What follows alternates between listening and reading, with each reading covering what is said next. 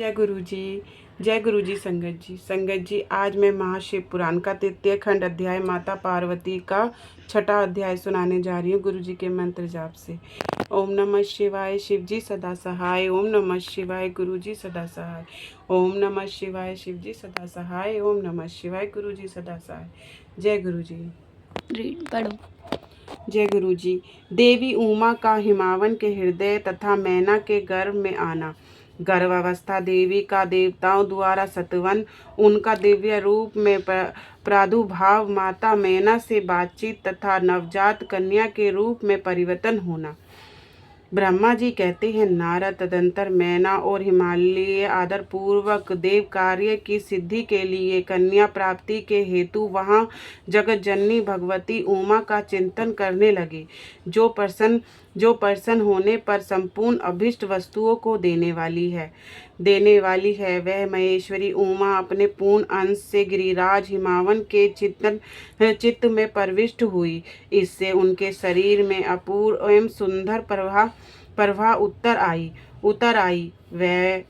वह आनंद मगन हो अत्यंत प्रकाशित होने लगे। उस अद्भुत तेजो राशि से संपन्न महामना हिमालय अग्नि के समान अदृश्य हो गए थे। तत्पश्चात सुंदर कल्याणकारी समय में गिरिराज हिमालय ने अपनी प्रिया मैना के उदर में शिवा के उस परिपूर्ण अंश का आधान किया। इस तरह गिरिराज की पत्नी मैना ने हिमावन के हृदय में विराजमान करुणा निधान देवी की कृपा से सुखदायक गर्भ धारण किया। संपूर्ण जगत की शिवा भूता निवास भूता देवी के गर्भ में आने से गिरिप्रिया मैना सदा तेजोमंडल के बीच में स्थित होकर अधिक शोभा पाने लगी। अपनी प्रिय सौभांगी मैना को देखकर गिरिराज हिमावन बड़ी प्रसन्नता का अनुभव करने लगे। गर्भ में जगदम्बा का आ जाने से वह महान तेज से संपन्न हो गई थी। मुने उस अवसर में विष्णु आदि देवता और मुनियों ने वहां आकर गर्भ में निवास करने वाली शिवा देवी की तुष्टि की और तदंतर महेश्वरी की नाना प्रकार से तुष्टि करके प्रसन्नचित्त हुए। वह सब देवता अपने अपने धाम को चले गए। जब 9वां महीना बीत गया और 10वां भी पूरा हो चला, तब जगदम्बा कालिका ने समय पूर्ण होने पर गर्भावस्था शिशु की जो गति होती है उसी को धारण किया, अर्थात जन्म ले लिया।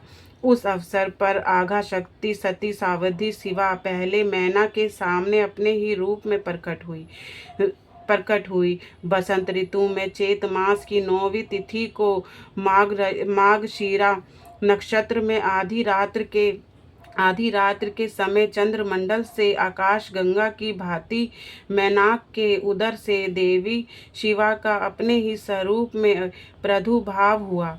उस समय संपूर्ण संसार में प्रसन्नता छा गई। अनुकूल हवा चलने लगी जो सुंदर सुगंधित एवं गंभीर थी। उस समय जल की वर्षा के साथ फूलों की वृष्टि हुई। विष्णु आदि सब देवता वहां आए। सबने खुशी होकर प्रसन्नता के साथ जगदम्बा के दर्शन किए और शिवलोक में निवास करने वाली दिव्य रूपा महामाया शिवा कामिनी मंगलमयी कालिका माता का स्तवन किया।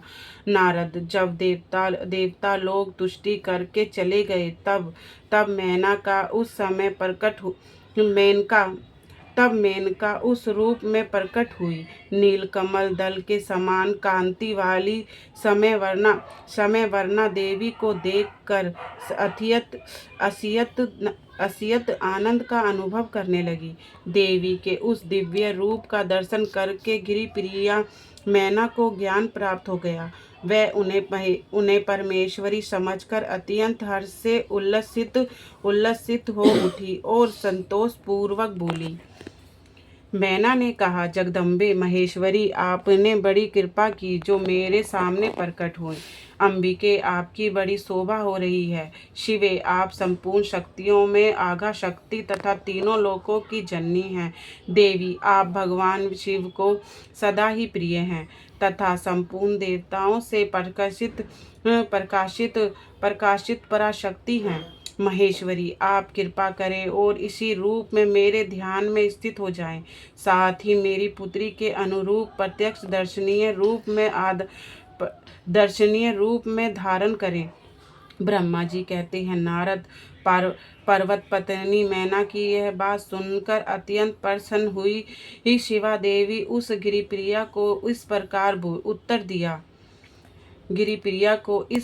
उत्तर दिया। देवी बोली, मैना, तुमने पहले तदंता पूर्वक मेरी बड़ी सेवा की थी। उस समय तुम्हारी भक्ति से प्रसन्न हो मैं वर देने के लिए तुम्हारे निकट आई। वर मांगो। मेरी इस वाणी को सुनकर तुमने जो वर मांगा वह इस प्रकार है। महादेवी, आप मेरी पुत्री हो जाएं और देवताओं का हित साधन करें। तब मैंने तथास्तु कहकर तुम्हें सादर यह वर दे दिया और मैं अपने धाम को चली गई।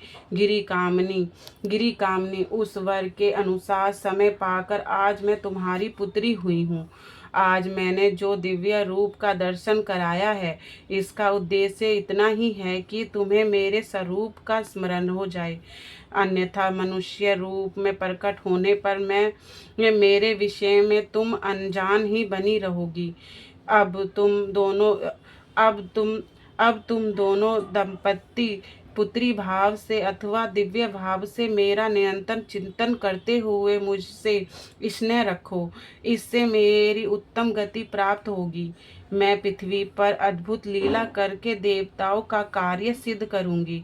भगवान शंभु की पत्नी होंगी और सज्जनों का संकट से उद्धार करूंगी। ऐसा कहकर जगत माता शिवा चुप हो गई और उसी क्षण माता के देखते देखते प्रसन्नता पूर्वक नवजात पुत्री के रूप में परिवर्तित हो गई।